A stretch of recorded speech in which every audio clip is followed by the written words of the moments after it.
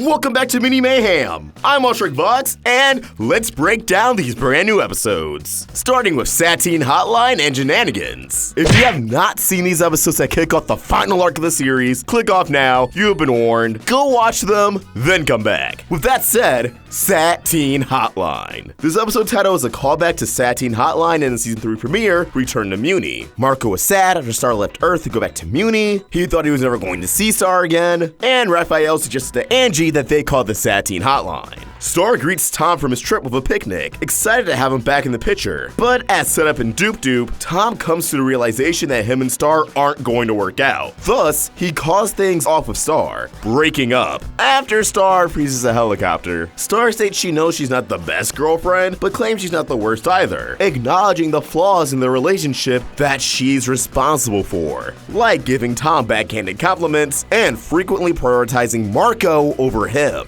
Tom states that the core issues lie where he and Star are headed, in different directions. This could allude to Tom being headed in the direction of royalty, one day becoming king, while Star is no longer royalty, thus no longer on track to become queen. But it also indicates that they're headed in two different directions romantically, Star being headed in the direction of Marco. Tom attempts to leave Echo Creek and return to the underworld, yet his gateway to hell isn't quite working, suffering from performance issues. This usually works. Well, performance issues, you know.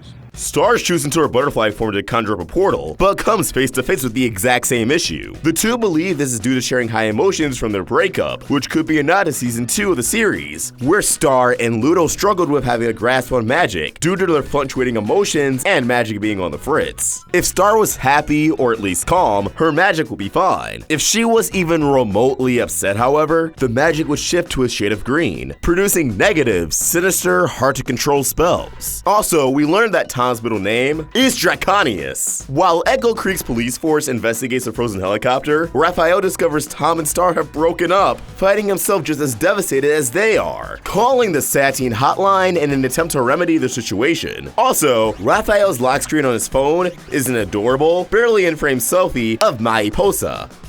It's so cute. Raphael and Angie reveal they've broken up countless of times before getting married. For some relationships, that is actually normal. Things may go a little south and you need some time to yourself to reflect before getting back together and realizing this is the person you're meant to be with. I appreciate the show for shedding light on the fact that all relationships are different, especially seeing how happy and healthy Raphael and Angie are. You never would have guessed they'd broken up a few times before, but they have, and their relationship is better for it. Tom and Star have a heart-to-heart about the breakup, leading to Tom crying to the point of his makeup running. Tom wearing makeup was initially confirmed in the Book of Spells, with Star's chapter, a dating guide to demons that reads, "Those aren't tears of soot. Demons put a lot of time into face makeup. Chances are, that's why you like your demon in the first place. However, sometimes we forget to notice his efforts to beautify himself, so remember it does his ego good and softens its anger if you remind him how nice his eyes look." It also gave an allusion to Tom informing his mom about the events of Booth Buddies. Marco arrives to the scene, gets filled in on the breakup, and Tom makes another attempt to return home. As he leaves, he refers to Star as Starship, a nickname he also dropped in his debut, Blood Moon Ball. Marco suggests making nachos for Star, which not only serves as a throwback to the end of Party with a Pony, but shows how much Marco wants to support Star, as Jana hypnotized him to hate the sight of nachos as revealed in Curse of the Blood Moon. And Marco takes a swing of his scissors, but it fails, almost as if something is up with the portals and the gateways to Muni. We cut to nighttime, and Marco claims it took months to get over Jackie, a breakup we witnessed in sophomore slump, only for Tom to call his bluff, which I can't blame Tom. Marco seemed to have trucked right through that breakup by going straight to Muni. If it wasn't for Tom and Star rekindling their relationship, Starco would have likely became a thing right then, right there. Star realizes the portals malfunctioning aren't the fault of their emotions, but something bigger happening due to failure to contact anyone on Muni, kicking off the final arc of the series. Also, the once frozen helicopter crashes. Star probably killed whoever was piloting that thing.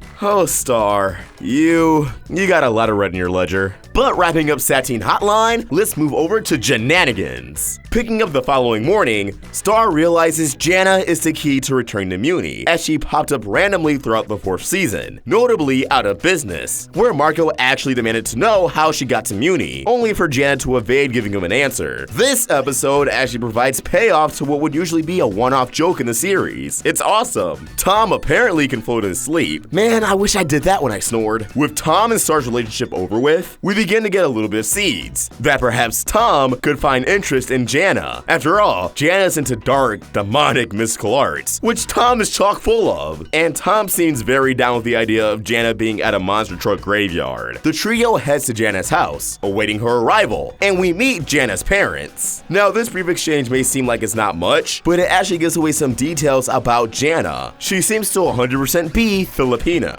Not only does her last name, Ordonia, lean into this idea, but there's also a giant wooden spoon and fork on the wall of their home. This is found in many Filipino kitchens, and according to my research, are considered a source of tradition and pride, a symbol of health and prosperity. According to Aisha, who runs the Starco Shippers fan account over on Instagram, Jana's father is wearing a modern barong. I hope I pronounced that right, which is a national dress of the Philippines. According to Jana's parents, Jana referred to Muni as Canada, which kinda reminds me of how Number 4 and Codename Kids Next Door refer to outer space as Canada.